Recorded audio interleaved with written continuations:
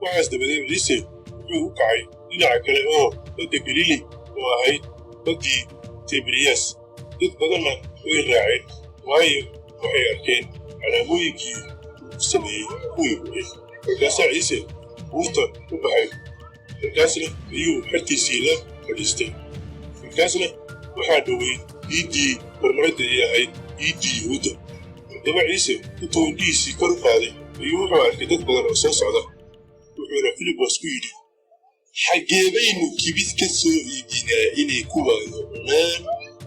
wuxuu waxaas ugu yidhi inuu jirabo isaga waayo isaga qudhiisu waa ogaa wuxuu samayn lahaa filibos wuxuu ugu jawaabay 200 oo dineer oo kibis kuma filla in nin walba wax yar qaato markaasaa xertiisii midkood oo andros la odhan jiray oo simon butros walaalkiis ahaa wuxuu ku yidhi halkan waxaa jooga wiil qaba 5 kibsood oo shaciir ah iyo 2 kalluun laakiin waxaasi maxay u tariyaan dad sidan u badan markaasaa ciise yidhi dadka fariisiya meeshaasina waxay lahayd doog badan haddaba nimankii waa fadhiisteen tiradooduna qiyaastii waxay ahayd 5,000 haddaba ciise kibistuu qaaday oo goortuu mahadnaqay ayuu u qaybiyey kuwii fadhiyey sidaasoo kalena kalluunkii intay doonayeen markay wada dhergeen wuxuu xertiisii ku yidhi